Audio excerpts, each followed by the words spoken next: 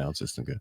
Good morning, everybody. I'm Ed Parcaut here with Mike Kelly, and we're Real Estate Jerky Daily. Today is a daily. Yes, and let's see how far off I'm on from my predictions today. Well, okay, let's see. All right. So I spoke about, before I get it, I spoke to Courtney yesterday. Buford, Yes, in Las Vegas. He put in contract his first $11 million property. Good for him. Yeah. That's awesome. Yeah. Is he getting 1%? I have no idea. I didn't get into it. And he says, I'm not even worrying about it until the $750,000 earnest money deposit check gets cleared. Yeah. Yeah. I wouldn't worry I'm not about counting it at all. I don't worry about it till close of escrow. That's right. Yeah. But yeah, I'm sure it's not the full 6% or 5% on Oh, that thing. yeah, it's definitely not. I love those agents that do. Well, yeah, I got a commission advancement. You got a what? Well, I got an advance on my commission. Oh, well, what happens if it doesn't close? Oh, it'll close. Oh, you mean from one of those companies? Yeah. Oh, yeah. Oh, hello. You're hurting that bad? Yeah. Yeah. I wouldn't do that. Don't spend your money until you. Oh, that was loud. Was it me? It wasn't me. Well, you're the one talking. So. Oh, did I hurt your ears? Yeah, talk real loud in that mic, will you? Okay, I'll lower it. And I'm not talking real mic. Yeah. No, I can't talk into me. Yeah. All right, new home sales, which measures new home sales, new contracts. This is one thing I never understood. It's signed contracts. They're not. Why don't we do closed new home sales? We should count pending sales. No, because all of them closed. Yeah. Well, that'd be like but on existing homes, it's not signed contract, it's closed sales. I know. So why don't we do it on the same? Yeah. Okay. We'll stop bitching. Okay. Decreased by 4.7% in August at a 716%. 716,000 unit annualized pace. July figure was revised higher to 751,000 from a previous reported 739,000 units. What does this mean? The inventory of new homes on the market increased by 6.8% to 467,000, while the median new home price decreased 2.1% to 420,600. Yeah, it actually went down. That just means they sold a smaller unit. Right. I saw somebody else go, my last one we have in our place is this, and they're offering cats, dogs, and everything else in with the property to sell that thing. And but I don't like it. But new sales. So online new sales went down. Yeah, last month, right. Which rates were higher. Was that your prediction? I don't know. You wrote. I wrote it down. It says down. Yeah, of course it's down. I think there is a slowing because people are worried about what's going on. Mm-hmm. More people are losing jobs. Hey, Tim Walz is even worried. He's like, we can't have another 4 years of this. You freaking moron. No kidding. All right. Mortgage Banker Association released their mortgage application data for week ending 9/20. That's last week, by the way. Ooh. Showing their overall application volume surged by 11%. I think surging would be 90 or 100. But that's just me. Following the previous week gain of 14. So 14 seems more of a surge than 11. Yeah. All right. They like that word. Yeah. Maybe the volume should have stayed increased. Application to purchase a home were up 1% for the week and up 2% year over year. Woo! That's one more out of every 100 for the week. And then refinances increased by 20% from the previous week and were 175,000 higher compared to 1 year ago. 175%. Yeah, I think I said 200. I think you did too. Yeah. So, but hey, you know what? At least the loan officers that are still in the brokers that are still in the business have some business now. Yeah. Well, I had a client of mine I've been talking to because I hit all my high ones first, right? Because that's what you do. You do because then you work your way down. Because as you're working your way down, maybe rates go down, and the next ones can get something.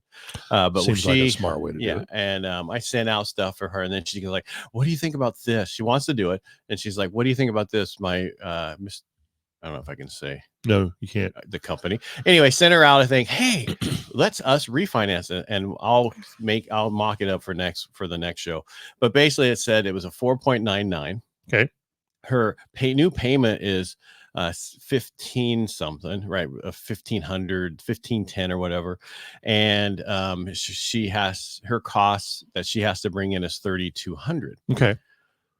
But in the fine print, it says with this loan, you have to have a 50%, less than a 50% DTI. Okay. And blah, blah, blah. And there's $11,000 in closing points.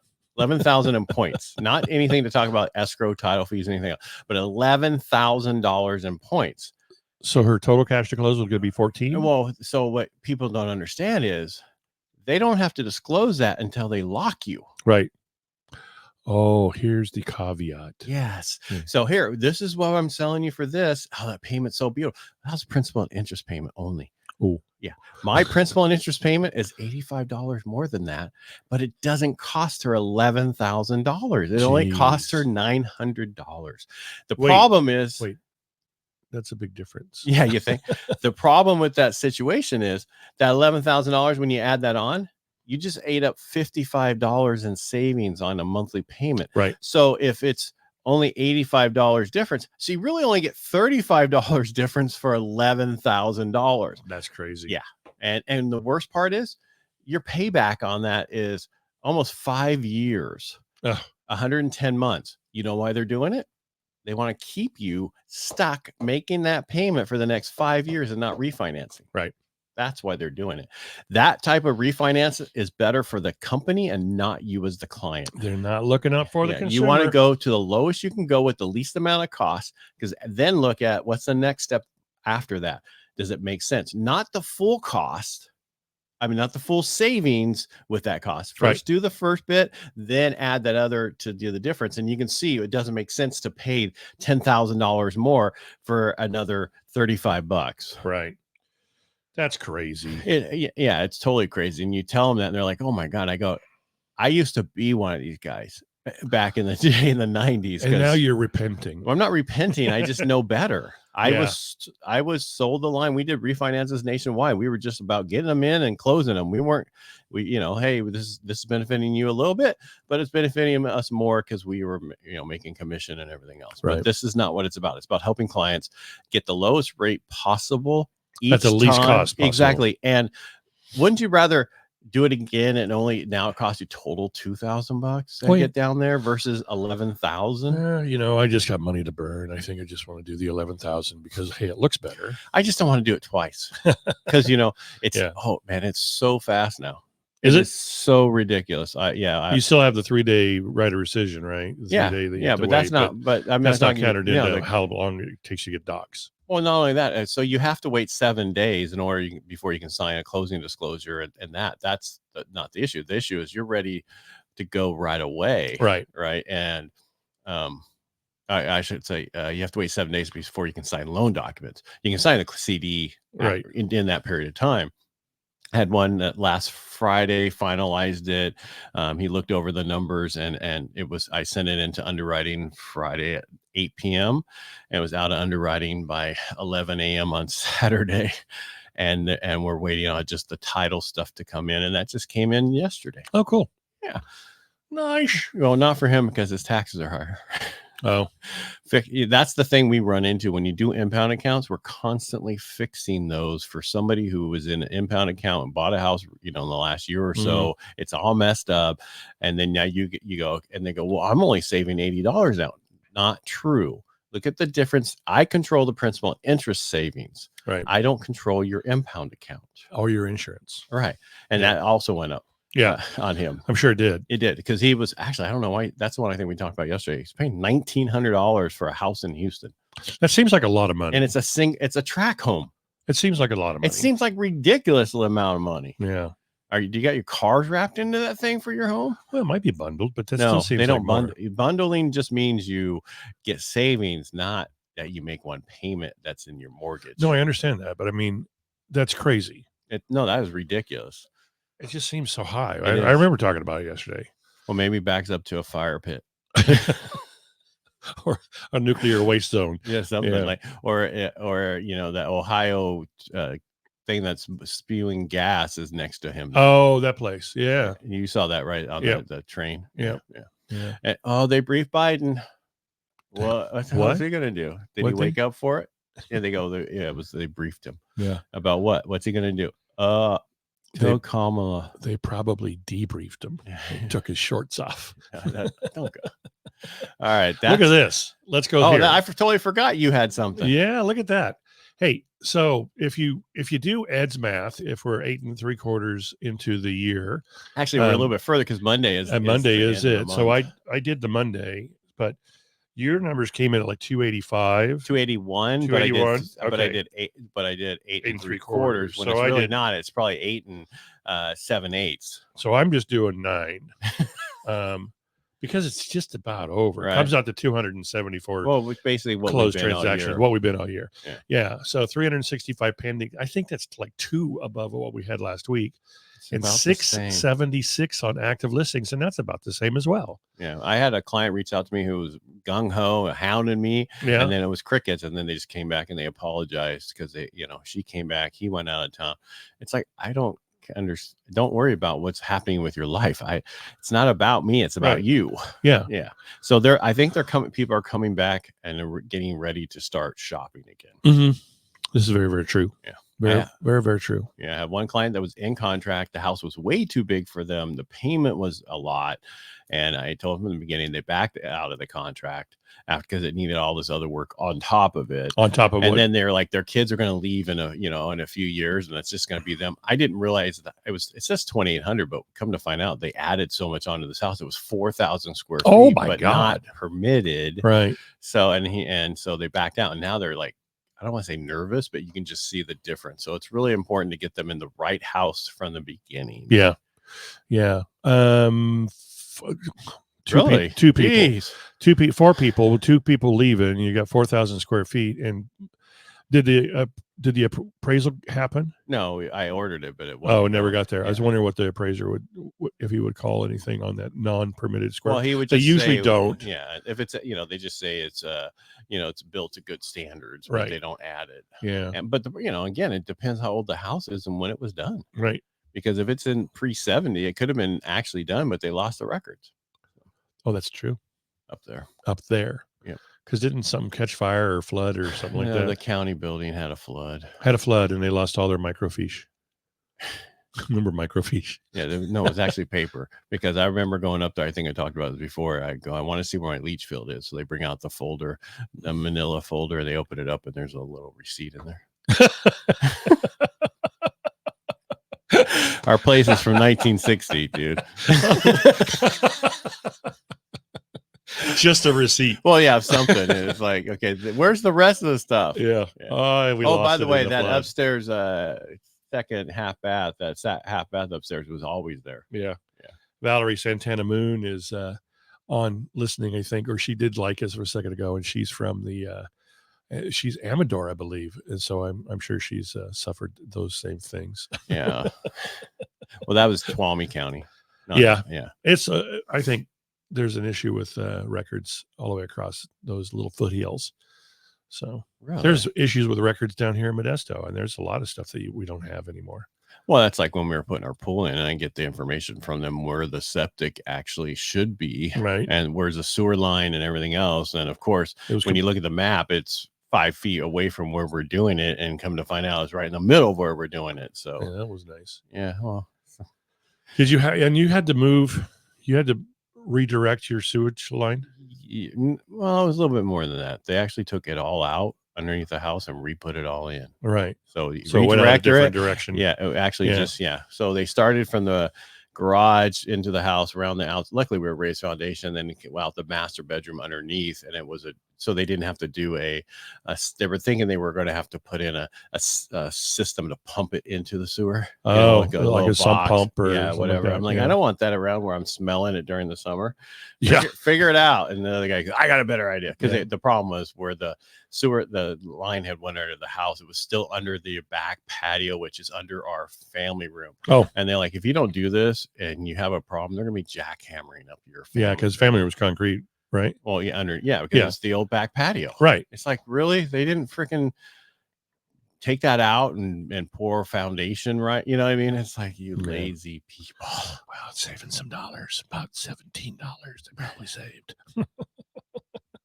Well, hopefully it was thick enough. Yeah. It's a little late now. So I met with Buddy Wesson yesterday. He's I know that name. Yeah, you do, because he's in charge of junior SEALs. So that's his program is the junior SEALs. Yeah. And he needs to raise some funds. He's got his building over there that, I mean, he's been in for 5 years. And there's still a lot that needs to happen. Yeah. And, you know, he was talking about what it's all going to be like when it's done and concentrating on the finished product. But you got so much stuff that needs to happen before you do any of the finishing touches. Anyway, it's been that way for 3 years. I know. And he's trying to raise some funds and wanted to pick our brain. Me and Steve Perry wanted to pick our brain on how we can raise some funds. And I'm like, I think you need a good grant writer and maybe get some, you know, taxpayer funds in here, some grant funds to finish you out. Because he's going to replace the roof, and the roof's going to be $175,000. Everything's expensive. He's got so much donated, but he's still got so much work to do. Yeah, and it's just him. So what was my point? Now I lost my point. That I was talking about people. I meet people. You're going to put together a fundraiser for him? I guess so. Is that what your point? That wasn't the point. What were you talking about before that? Oh, just, you know, putting the cart before the horse, trying to save a little bit of money. You know, you wind up spending more money in the long run. Do it right the first time. Touch it once. Never touch it again. Sounds like my first wife. Unless you're by yourself. Then, you know, all bets are off. So, all right. But anyway, so the numbers are just the numbers. They're basically the same every single week. Right. And it's not going to change. So just, if you don't like it, get out. That means, what does that mean? No bubble. Yeah, definitely no bubble. No bubble. And when's the best time to buy? 10 years ago or today. Exactly. Stop waiting. I mean, it's like refinancing boom is happening for, especially if you bought in the last 2 years and you're in the 7s, 699, 6 point whatever, you know, because the rates, a lot of us have them in the, you know, 5.625, depending on your, again, LTV, FICO score, everything else. You run all those numbers. But so read an article. Congratulations. I read it, all the words. I pronounced them all right. The California Insurance Commissioner says real change coming to homeowners insurance crisis. Oh, really? Okay. What's the real change? And really the real change in he's trying to entice. Now, what's his name? Oh, I don't want the defender. What is his name? What is his name? You can call him. I want you to call him. The last name is Laura, I think. Yep, Laura. Anyway, he's basically entice insurance companies to come back into the state of California and write insurance policies. And he's going to allow them to raise their rates. So that's why they left, is they couldn't raise their rates. Vita? No, who's an insurance commissioner? Let me see. You're still trying to find that? Ricardo Laura. Okay, and what's his email? Ricardo Laura at iGiveInsurance.com. I'm talking about the insurance person you want him to email. Oh, I don't know. It's okay, not in well, that's, you know, we'll get it tomorrow, ignoring what he says. So in what you're saying, reach out to the insurance commissioner and say, hey, we let these people back in. Right. Yeah, I had a guy reach out to me. He's in San Francisco. He owned a house, and then his wife owned the house next door. Okay, they used both of them. He still used both of them, but he is now going to be taking over the other house in his name because he, you know, it was through a trust, and his insurance guy is like, that's going to be a problem for you. You're going to lose insurance. Why? Because they'll be like, because he can only have one primary home. Oh, so he's overinsured. Well, no, too many things. No. Okay. Two different houses are right next. No, don't keep guessing. So the two houses, and I said, okay, well, why don't you just tell them to have the other one as your second home? I don't think insurance companies have the, you know, like the rule we have where you have to be 50 some miles away for your second home. Yeah. Conventional. I don't think they have the same rule. Just have it signed up as a second home. Yeah. Not in, he goes, because they said some federal thing about, I'm like, they're talking about your primary residence is the one that's on your tax return. Right. That's your primary residence. So that's, they're getting things mixed up. Yeah, I'm like, just go to them and say, hey, this is what I needs to do. I'm getting this over. How do we do this? And it was one of those larger companies that don't really move much. And so it's like, do you have anybody in your family who's in the military?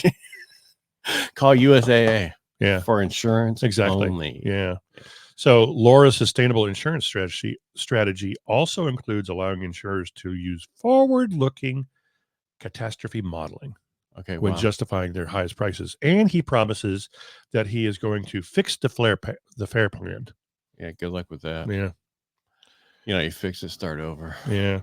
Well, it's just interesting that people are leaving. Companies are leaving because the insurance commissioner says you can't raise your rates And now he's saying, "Oh, come on back. Why You can raise your rates." are they price gauging?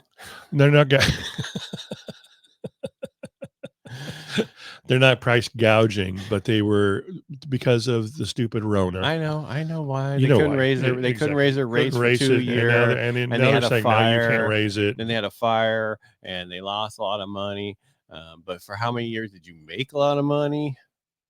Yeah, that did, but that doesn't matter. I mean, they're expensive. Yeah, it's a business. That's right. We're not You here to know. pay out. We're just here to take. Yeah. All right. That's all I have. That's me too. All right. Make it a great day. Thanks for being here. And Mike, nice talking to you. Nice talking to you, Ed. I love all the comments that we got today. None. We'll keep them to ourselves. Yes. All right. Make it a great day. Bye. Bye.